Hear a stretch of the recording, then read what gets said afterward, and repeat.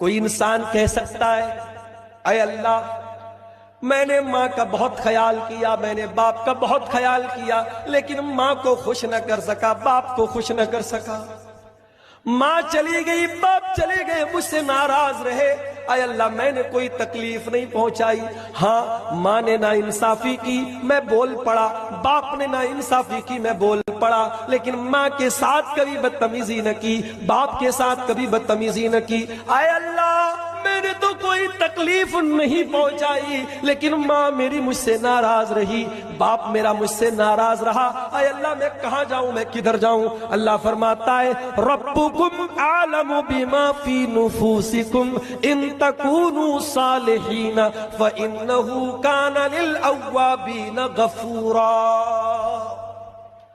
اللہ کہتا ہے کہ تمہارے دل میں کیا چل رہا ہے اللہ کو پتا ہے۔ علامہ ابن قیم کہتے ہیں سورہ فاتحہ اگر انگوٹھی ہے تو اس کا نگینہ یہ آیت ہے، ایاک نعبد و ایاک نستعین۔ یا علی مشکل کشا کا نعرہ لگانے والا بھی یہی پڑھتا ہے نماز کے اندر، یا خواجہ غریب نواز کا نعرہ لگانے والا بھی نماز کے اندر یہی آیت پڑھتا ہے، شیخ عبد القادر جیلانی کو غوث اعظم کہنے والا بھی یہی نعرہ یہی آیت پڑھتا ہے سورہ فاتحہ کے اندر، ایاک نعبد و ایاک نستعین۔ اے اللہ ہم تیری ہی عبادت کرتے ہیں اور تجھ ہی سے مدد مانگتے ہیں۔ ہائے ہائے، اس سے کلیئر توحید کہاں ملے گی میرے بھائی؟ اس توحید اس ایک آیت نے شرک کے سارے قلوں کو گرا دیا، شرک کے سارے اڈوں کو گرا دیا، سارے نعروں کو باطل قرار دے دیا۔ جب تو یہ کہتا ہے اے اللہ ہم تیری ہی عبادت کرتے ہیں، یہ 11ویں کی بریانی کہاں سے آ گئی؟ اور کل سے برابر نیوز آ رہی ہے کہ اسرائیل میں ایسی آگ لگی ہے جو روکے نہیں روک رہی ہے، کروڑوں کا نقصان ہو چکا ہے، کتنے لوگ مر چکے ہیں ابھی معلوم نہیں ہے، یہ آگ کہاں سے آئی کوئی نہیں جانتا، یہ آگ کیسے رکے گی؟ اسرائیل بڑا اپنے آپ کو ترقی یافتہ ملک سمجھتا ہے، مگر آج اس کو بھی سمجھ نہیں آ رہا کہ اس آگ کو کیسے روکا جائے۔ یاد رکھو میرے بھائی، اللہ کی لاٹھی میں آواز نہیں ہوتی ہے، اللہ کی لاٹھی میں آواز نہیں ہوتی ہے، اللہ کی جب پکڑ آتی ہے ان بطش ربک لشدید، اللہ کی پکڑ بڑی خطرناک ہے۔ اے گناہ کرنے والو، اے ظلم کرنے والو، اے دوسروں کا حق مارنے والو، اللہ کی پکڑ سے ڈرو، اللہ جب پکڑے گا تو تم اللہ کی پکڑ سے چھوٹ نہیں سکتے۔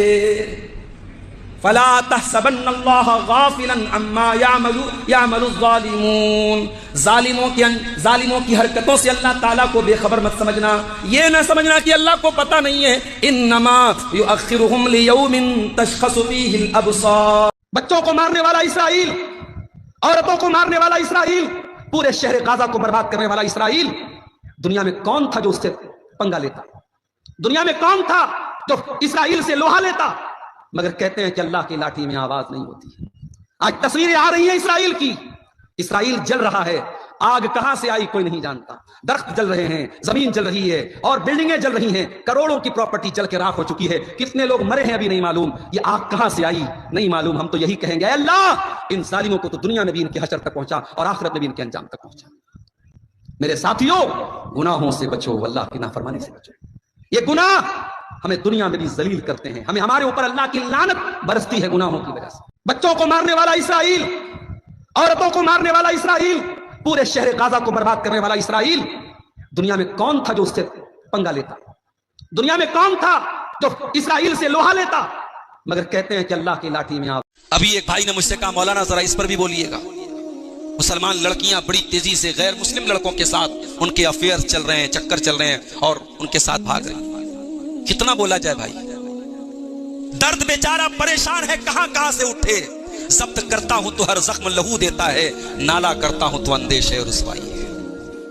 وہ مسلمان خاتون جس کی عزت اور عصمت کی مثالیں دی جاتی تھی، وہ مسلمان خاتون جس کی تاریخ یہ تھی کہ وہ شہید ہو جاتی تھی مگر اپنے ایمان سے سمجھوتا نہیں کرتی تھی، وہ اس لیول پر آ گئی کہ ہوٹلوں کے کمروں سے وہ مشرکین اور کفار کے ساتھ پائی جائے، وہ غیروں کے بستر پہ پائی جائے۔ اس سے بڑھ کے ذلت، اس سے بڑھ کے رسوائی اور اس سے بڑھ کے اپنی قوم کا تماشا کیا ہوگا میرے پیارے ساتھی؟